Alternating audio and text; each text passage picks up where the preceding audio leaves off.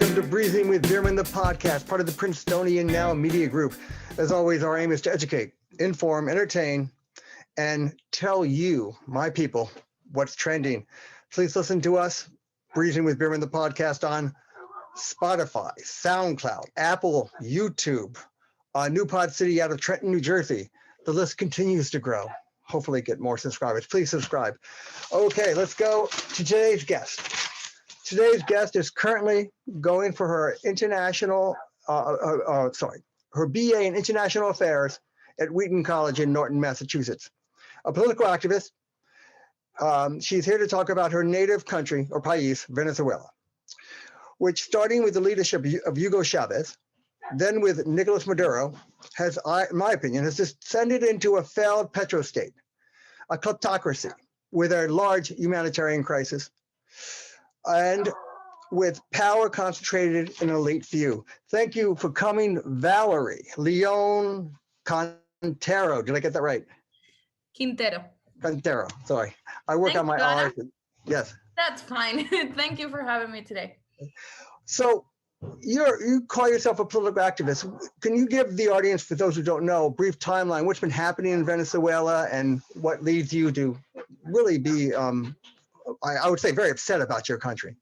Yes, so Hugo Chavez, as you mentioned, took power in 1999, and the Bolivarian Revolution arrived to Venezuela, and in 2012, if I'm not wrong, Chavez died.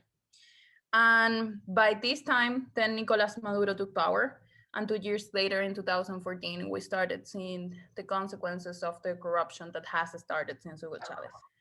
Then the lack of medicine, the lack of food, poor services, and also an increase in restrictions, social media, and really put people very angry, and including myself. So in 2014, people decided to go to the streets and protest. And on February 12, 2014, Basil da Costa was killed by security forces. Who was that? Who was this? Basil da Costa was a young man and a student who was protesting in Venezuelan Youth Day. And as he was protesting, the police shot him. And yes. So a state-sanctioned murder, you would say? Yes. And then, of course, the opposition movement that existed by that time decided to rise against the government. And as they did, the government just decided to impose new measures or policies till the point that the movement was completely dismantled and the main political leaders, such as Leopoldo Lopez, was in prison. And of course, the battle for survival continued, and people stopped protesting on a national level. Of course, there were still local protests, but people decided to focus on survival because there were shortages, there were sometimes no electricity, and conditions really get worse and every single time now it's quite bad. And in 2017, then people decided to go again to protest because there were elections. So the elections, again, were fake elections. And in this election, the opposition win most of the legislative power. And then the government just decided to revoke all that and create a parallel legislative power. People went to the streets and protest, and for more than 120 days. I remember that. And there were people on the border. The opposition leader was on the border. And that was in 2019. Right. That was because there were like three main waves of protests. So in 2017, this happened, but at least one Venezuelan was killed per day. And we reached around 200 murders, we can say. And then again, it stopped, but in 2019, Donald Trump administration, the Colombian government, and a lot of powers were concerned about the rising humanitarian crisis in Venezuela, especially because of the migrants. Right now, we are reaching around 5 million migrants around the world. Flooding other countries. They're disrupting other countries. Yes, escaping. Yeah. And then humanitarian aid was sent, but the government burned it. right at the border in Colombia. Let me So, interrupt though. What are you trying to do right now? I mean, it just seems like chaos. And what can you do right now? And what are your feelings? How you can be incrementally successful in trying to cause some change so, from Massachusetts? so the thing is, more than a political activist, I'm a human rights activist. So it has been proved that there have been crimes against humanity committed in Venezuela. And I'm very concerned that people are not remembering the name of the victims. So I've been working with a friend who is a former political prisoner, and we are developing a virtual museum to keep these stories Alive. alive, because something that has happened is that we easily forget about Basilda Costa, Neomar Lander, Geraldine Chacon, and all these people who have been in prison, who have been killed, who have been victims of crimes against humanity. And that's right now what I'm focusing on in order to think about a future in a possible transitional Right. justice process. You got to keep the story alive. And this rapidly, I mean, the news media recycles every 24 hours. We get things quickly. You want to keep this story. It's still happening. What about on a personal level? How's this affected you, your family? Can you go home? Well, I cannot go home, haha, and it's a very hard process, because I feel that my country has rejected me in so many levels, and having my friends being called publicly terrorists, it's something that made me Wow. think if I am also a terrorist for the government. So all my family is still in Venezuela, which is one of my main security concerns. Yeah, but does your action endanger them, your human right action and human right Oh yes, activity? yes, and right now not a lot, but I feel that as I keep going with this work, it will it might have repercussions on my family, and they are also facing one of the worst humanitarian crises on top of the pandemic. My mom is a No, what? No doctor. medicine, no food. Yeah, and my Yeah. mom is a doctor, and it's more the money that I send home than what she earns. Like, Wow. in 2 weeks, I send more money than my mom earns in 3 months working. I wonder if the Cuban doctors are getting more. Do they still support you though? Are they like keep on keeping on? And and It's hard. it's hard to be an activist in a country where thinking different is a crime. And of course, they they see me as their daughter, but at the same time, I got a role, and I got a bigger goal.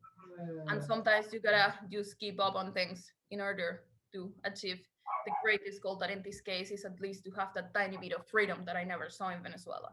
Right. But again, it's a fine line with no exact resolution. You got to want to keep on going on. Your parents, everything. It must be. You must feel like your insides must feel squeezed sometimes. I would think. Oh, all the time. That all the time it gets hard, and of course there are certain questions that I will always ask myself, especially if this is the right thing to do. And but it just it just gets so hard when you see people fleeing the country, when every day you see people being killed, when you look at the government saying that there is nothing happening in Venezuela, while they'll have killed around 80,000 people since 2014. So it's kind of a 50-50, and if opportunity cost, as we call in economics. So sometimes you gotta give up something Term. in order to get a greater Right. Right. victory. In the long term. What about the international players? The U.S. Then you want Cuba, Russia, China. They all have their own alliances for their own pragmatic reasons, don't they? Yes, I mean, so theoretically speaking, and again, I'm studying international relations, so I will draw like these conclusions. The first point is to understand that Venezuela is a pariah state or a rogue state. So Venezuela doesn't belong to any international system because it doesn't comply with any international norm. So it's And like North even Korea now. North Korea is right. basically, yes. Wow. And the only thing that is stopping that is the fact that they don't have nuclear weapons. But what is helping to the Venezuelan government to survive are several things. First, it's important to recognize that the Venezuelan government is criminal, and there are proof that they have drug trafficking cartels in Latin America. And even family members have been arrested using the presidential benefits in order to traffic drug. The second thing is that Venezuela is a paradise, economically speaking. So the riches, oil reserve, gold, minerals, and this has been an attraction for many people, including Chinese and Russian investors. And that's what has been helping the Iranian survival. The third thing, the third factor, as it's a criminal regime, it gets a lot of benefits from criminal activities. So human trafficking is is a very rentable activity in Venezuela and is very profitable. And we are seeing the consequences. It has been like that for a while now, but finally we're seeing like the Organization of American States raising the voice for this. Right. And the fourth element, which is very important, is the silence from the international community. And so, for example, recently Iran signed deals with Venezuela. Iran is sending oil, gasoline to Venezuela when Venezuela is the biggest oil, like has the biggest oil reserves. So okay. Is that to also bother the US? Of course, it has bothered the US, and especially under Donald Trump administration, there were a lot of promises that were made. And even there was something like a threat to do a military intervention given the drug trafficking activity. However, nothing really happened. And there is a very fine line with respect the independence or autonomy of a state and the simple silence, because of course everyone condemned, the United Nations condemned, the US condemned, but nobody's doing anything. Right. And Cuba, well, it has been happening with Cuba for more than 60 years now. We've seen Movimiento San Isidro, a cultural movement raising against the government. People are being put in prison, and the world is silent. Pretty much what's happening in Burma or, well, Myanmar right now. And it has been happening all over again. And because of these huge people don't pay attention, so nothing is happening. What would you like to, if you had your wish list, and then we have to get the voices to the crowd, that's Street Voices from Princeton have questions. What would you like to see the US do in the next 6 months? If you had your like fantasy come true? Oh, geez.